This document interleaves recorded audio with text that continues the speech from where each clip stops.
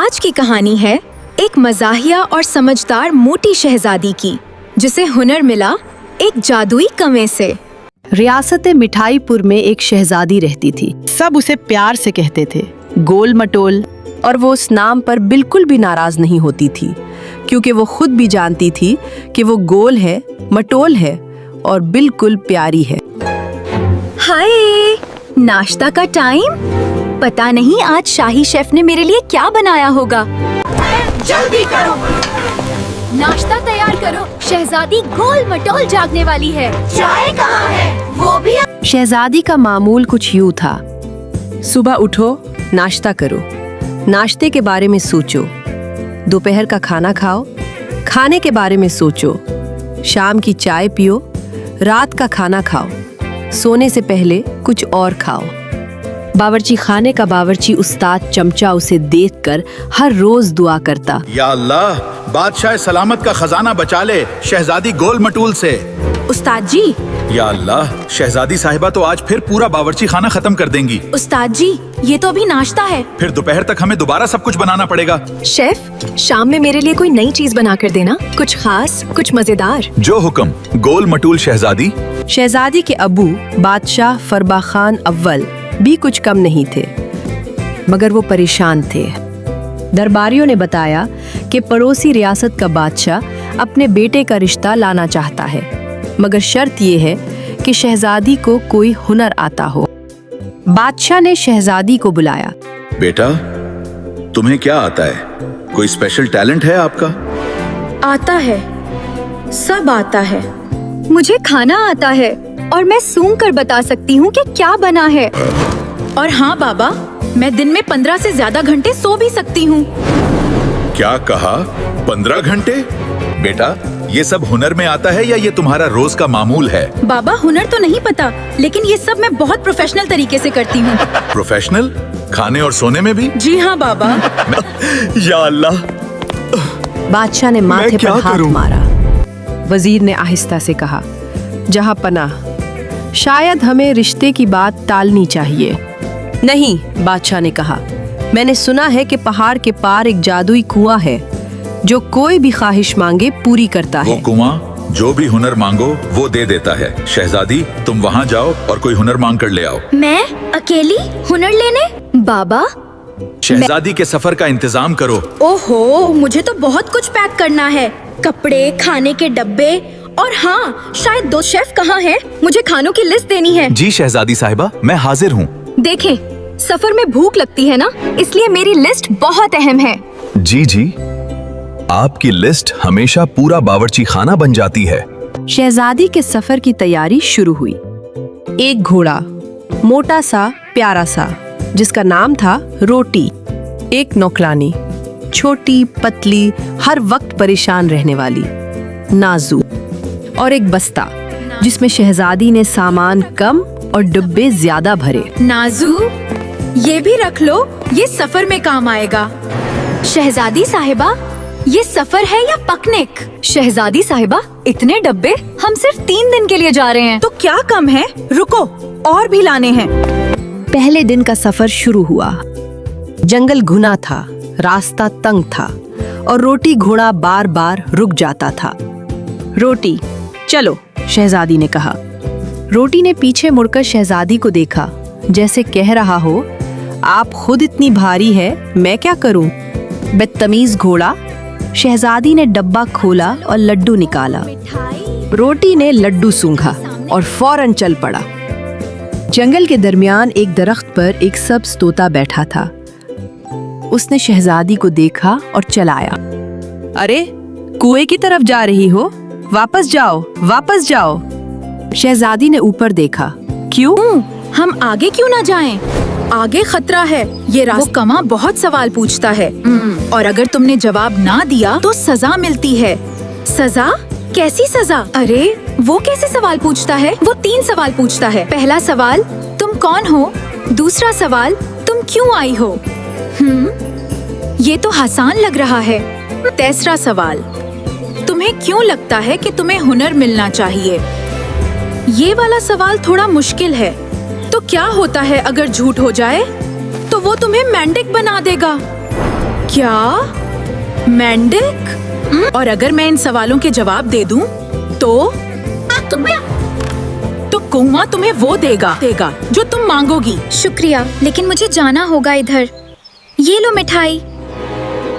अरे फिर भी जा रही हो? Best of luck. तीसरे दिन शहजादी पहाड़ की चोटी पर पहुंची। वहां एक पुराना कुआं था, पत्थरों से बना, ऊपर से बैलों में लिपटा, और उसमें से एक नीली रोशनी आ रही थी।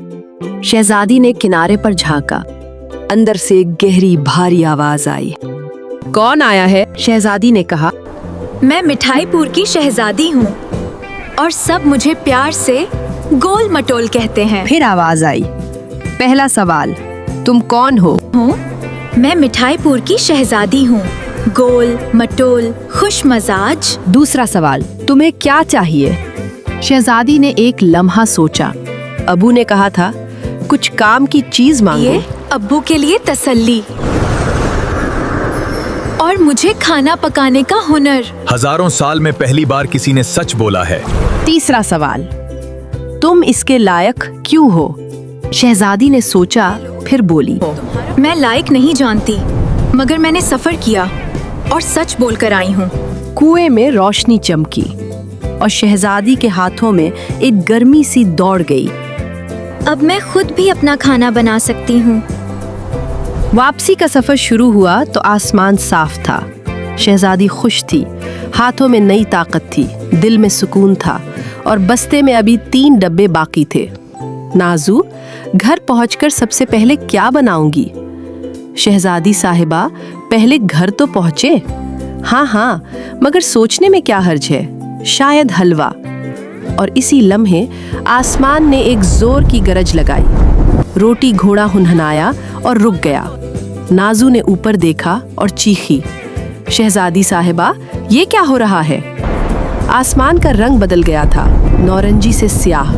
हवा इतनी तेज चली कि दरख्तों के पत्ते उफुकी उड़ने लगे। और फिर बारिश, ऐसी बारिश जैसे आसमान ने सारा पानी एक साथ उंडेल दिया हो। आगे चलो, शहजादी ने कहा, मगर आगे का रास्ता पहाड़ी नाले ने बंद कर दिया था। तूफानी पानी इतनी तेजी से आया कि पूरा रास्ता नदी बन गया। नाजू रोने लगी, हम यहाँ मर जाएंगे। नाजू, हम नहीं मरेंगे, मगर बस। शहजादी ने हाथ उठाया। उसने चारों तरफ नजर दौड़ाई। बाएं तरफ घुने दरख्त, दाएं तरफ एक पुरानी टूटी हुई मुसाफिर खाने की दीवार, ऊपर तूफानी बादल, नीचे कीचड़। वहां शहजादी ने दाएं तरफ इशारा किया। वो तो खुंडर है, नाजू ने कहा। खुंडर भी छत तो है, चलो। रोटी को खींचते, नाजू को धकेलते और खुद फिसलते संभलते शहजादी उस पुरानी इमारत तक पहुंची। अंदर से इमारत टूटी फूटी थी, मगर एक कोने में छत सलामत थी। एक पुराना चूल्हा था, दीवार से लगी टूटी लकड़ियां थीं, और एक पत्थर का बर्तन था जिसमें गर्द भरी थी। ठीक है, शहजादी ने बस्ता नीचे रखा और आस्तीनें चढ़ाईं। नाजू ने हैरान होकर देखा। शहजादी साहिबा, आप क्या करने लगे? गुजारा।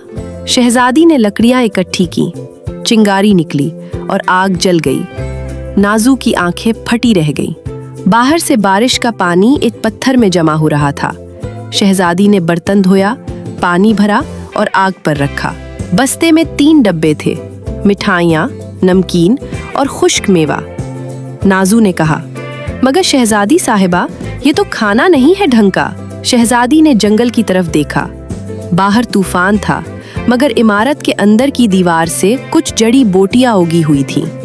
उसने गौर से देखा। ये तो जंगली पुदीना है। उसने जड़ें निकाली, पानी में डाली, खुश्क मेवा मिलाया और एक गरम यखनी बनाई। जंगल के बीच तूफान की रात में। नाजू ने प्याला मुंह से लगाया, आंखें बंद कर लीं। गरम यखनी पीकर नाजू को नींद आ गई, मगर शहजादी को फिक्र हुई। रोटी घोड़े की, वो बाहर बंधा था, भीगा हुआ, कांपता हुआ, और मुंह से ऐसी आवाज निकाल रहा था जैसे रो रहा हो। रोटी, ड्रो मत।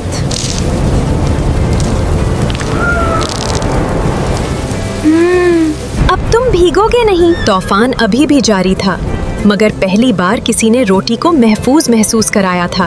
अब तुम महफूज हो।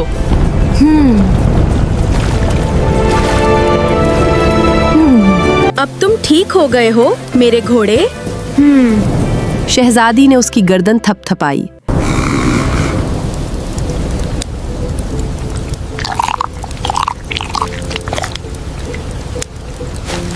सुबह का उजाला रात भर तूफान चला। सुबह जब आँख खुली, आसमान साफ था, पानी उतर गया था, रास्ता खुल गया था। अब चलो, जल्दी तैयारी करो, घर पहुंचना है।